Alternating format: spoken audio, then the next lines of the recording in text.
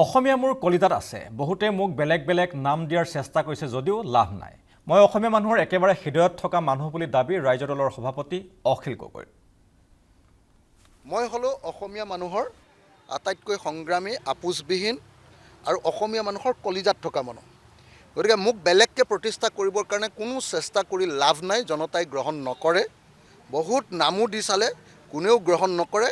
মই আছো আৰু ভৱিষ্যতেও থাকিম অসমীয়া ৰাইজৰ হৃদয়ত নাই অখিল গগৈৰ দাবীৰ প্ৰতিক্ৰিয়া সমষ্টিবাসীৰ মিয়াৰ এজেণ্ট হয় অখিল গগৈ অসমীয়াৰ হৃদয়ত নাই বৰঞ্চ মিয়াৰ হৃদয়ত আছে বুলি অখিল গগৈক তুলাধনা শিৱসাগৰৰ ৰাইজৰ অসমীয়া হৃদয়ত নাই নহয়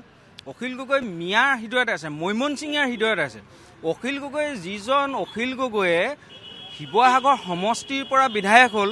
তেওঁ আপোনালোকে চাওক 365 দিনৰ সৰহসংখ্যক তেওঁ চৰচাপৰি অঞ্চলত থাকে আৰু মিয়াৰ চুমা খাবলৈ নাপালে মিয়াৰ গাৰ গোন্ধ নাপালে তেওঁ থাকিব নোৱাৰে তেওঁ শিৱসাগৰ সমষ্টিত আছে কেইদিন শিৱসাগৰ সমষ্টিত কৰে কিটো শিৱসাগৰ সমষ্টিৰ চৰকাৰখনে যিখিনি আঁচনি চৰকাৰীভাৱে ৰূপায়ণ হৈ আছে সেইখিনি সমগ্ৰ মুখ্যমন্ত্ৰীৰ হস্তক্ষেপত ইয়াত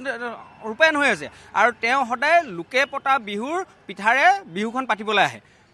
আজিলৈকে শিৱসাগৰ সমষ্টিত গাই গুৰিকে তেওঁ এইটোকে কাম কৰিলোঁ বুলি ক'ব পাৰিছে নি নাই নোৱাৰে তেওঁ কেৱল প্ৰথম দিনাখনেই তেওঁ নিজৰ চৰিত্ৰটো দেখাই দিলে সদনত গৈ পেলাই চেঙা সমষ্টিৰ কথা কৈ পেলাই এতিয়া তেওঁ সিদিনাখন কোৱা দেখিলোঁ তেওঁ আমাৰ ইয়াত মিয়া নাই তুমি মিয়া দেখিবা ক'ত মিয়া প্ৰেমৰ যিযোৰ ছানগ্লাছ পিন্ধি আছা সেই ছানগ্লাছটোৰ পৰা তুমি মিয়া ক'ৰবাত দেখি পাবা নি তেওঁ আচলতে মিয়াৰ হৃদয়ত আছে বাংলাদেশৰ হৃদয়ত আছে সেইকাৰণে তেওঁ অসম প্ৰেমী কেতিয়াও হ'ব নোৱাৰে কামাখ্যা মন্দিৰলৈ কেলৈ মানুহ যাব লাগে বুলি নক'লেহেঁতেন তেওঁৰ অসমীয়া চেণ্টিমেণ্ট নামত তেওঁ গগৈহে আছে কিন্তু গোটেই গগৈ আহোমৰ সম্প্ৰদায়টোক আহোমৰ জাতিটোক বদনাম কৰা এজন মৈমনসিঙীয়া প্ৰেমিক হয় যি আহোমে মোগলক কাটিছিলে সেই আহোমৰ তেজ লৈ পেলাই গাত কিন্তু কেৱল মিয়া প্ৰেমতে তেওঁ হাবুডুবু খাই আছে আৰু এইবাৰ সেই মিয়া প্ৰেমৰ কাৰণে শিৱসাগৰ মানুহে তেওঁ ভালকৈ মৰম চানে দিব তাৰ বাবে তেওঁ সাজু হৈ থাকক যোৱাবাৰ শিৱসাগৰ সমষ্টিবাসী ৰাইজে কিয় ভোট দিলে তেওঁক জেলৰ পৰা উলিয়াই আনিবলৈ ভোট দিলে তেওঁ উন্নয়ন কৰিবলৈ আচলতে শিৱসাগৰ সমষ্টিৰ বিধায়ক হোৱা নাই তেওঁ বিধায়ক হৈছে চেঙা ধুবুৰী এনেকুৱা অঞ্চলসমূহত যি অবৈধ নাগৰিক আছে অবৈধ মিয়া আছে সেই মিয়া তুষ্টিকৰণৰ কাৰণে তেওঁ বিধায়ক হৈছে আজি আমি দেখা পাইছোঁ অখিল গগৈ ডাঙৰীয়াই কি কৰিব লাগিছিল শিৱসাগৰ উন্নয়নৰ ছাত্ৰত মাত মাতিব লাগিছিল কিন্তু আমি দেখা পাইছোঁ য'ত উচ্ছেদিত হৈছে য'ত অবৈধ মিয়া উচ্ছেদিত হয় তাত অখিল গগৈ গৈ উপস্থিত হৈছে সেই মিয়াৰ স্বাৰ্থত তেওঁ সদায় মাত মাতি আহিছে মিয়াৰ স্বাৰ্থত আন্দোলন কৰাৰ কথা কৈছে মিয়াৰ তিৰোতাসকলক তেওঁ সাৱটি ধৰি থকা দেখা গৈছে গতিকে মিয়াৰ তুষ্টিকৰণত অখিল গগৈ কেৱল মাত মাতি আহিছে এজন বিধায়ক হিচাপে আমি শিৱসাগৰীয়া হিচাপে কিন্তু এনে এজন বিধায়ক হিচাপে পাই আমি সদায় দুৰ্ভাগ্যজনক হিচাপে আমি নিজকে আখ্যা দিওঁ আমি আৰু লজ্জিত এনেকুৱা এজন বিধায়ক পাই অখিল গগৈ ডাঙৰীয়া ইতিমধ্যে তেখেতে বক্তব্য দাঙি ধৰিছে যে তেখেতে অসমীয়াৰ হিয়াৰ মাজত আছোঁ বুলি কথাষাৰ শুনি আচলতে হাঁহি উঠা যেন আমাৰ অনুভৱ হৈছে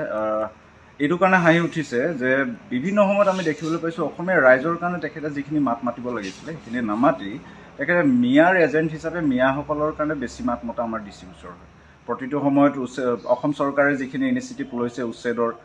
তাতো অখিল গগৈ ডাঙৰীয়া মাত মতা আমাৰ দৃষ্টিগোচৰ হৈছে তেনেস্থলত যদি অসমীয়া ৰাইজৰ কাৰণে মাত মতা হ'লে আমি ভাল পালোহেঁতেন এতিয়া অসমৰ ৰাইজে অসমীয়াই গম পায় যে অখিল গগৈক আচলতে ইয়াত ৰাখিছেনে নাই সেই কথা নিশ্চিত হ'ব 2026 সেয়ে মই অখিল গগৈ ডাঙৰীয়াক এটা কথা উনুকিয়াই থ'ব বিচাৰিছোঁ যে বিধানসভা মজিয়াত আপোনালোকে আপুনি যিদৰে মিছা মাছৰ দৰে য'ত ত'ত জাপ মাৰি থাকে নিজৰ শিৱসাগৰ সমষ্টিটোৰ কাৰণে কিন্তু মাত মতা আমাৰ দৃষ্টিগোচৰ নহ'ল আজিও শিৱসাগৰ সমষ্টি যিদৰে দুপদে উন্নতি হ'ব লাগিছিলে এটা ঐতিহাসিক সমষ্টি কিন্তু আমি উন্নতি হোৱা আমি দেখি নাপালোঁ আহ্বান জনাইছোঁ অসম ছাত্ৰ সন্থাৰ তৰফৰ পৰা যে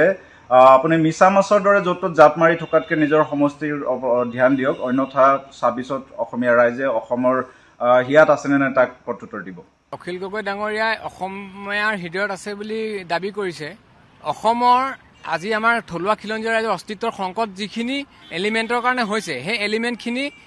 ক্ষেত্ৰত আইনগত ব্যৱস্থা যেতিয়া চৰকাৰে গ্ৰহণ কৰিব বিচাৰে তেতিয়া কিন্তু অখিল গগৈয়ে তাত সমৰ্থন নকৰে তেওঁ বাধা প্ৰদান কৰে অৰ্থাৎ যিসকল সন্দেহযুক্ত বিদেশী তেওঁলোকক আইনী প্ৰক্ৰিয়াৰে বা উচ্ছেদ কৰি অসম চৰকাৰে এতিয়া যিখিনি ব্যৱস্থা ল'ব লয় তাত তেওঁ অসম চৰকাৰৰ সহযোগিতা নকৰে ইয়াৰ অৰ্থ এনেকুৱা হয় যে তেওঁ অসমৰ খিলঞ্জীয়া থলুৱা জনসাধাৰণৰ হৃদয়ৰ সলনি অন্য কাৰোবাৰ হৃদয়ত তেওঁ স্থান লাভ কৰিবলৈ চেষ্টা কৰাৰ দৰে হয় এই ক্ষেত্ৰত মই ক'ব বিচাৰিম জন এফ কেনেডিৰ এটা কথা তেওঁ এটা কোট আছিলে এ ৰাইট মাইনৰিটি ইজ ছুপিৰিয়ৰ টু এ ৰং মেজৰিটি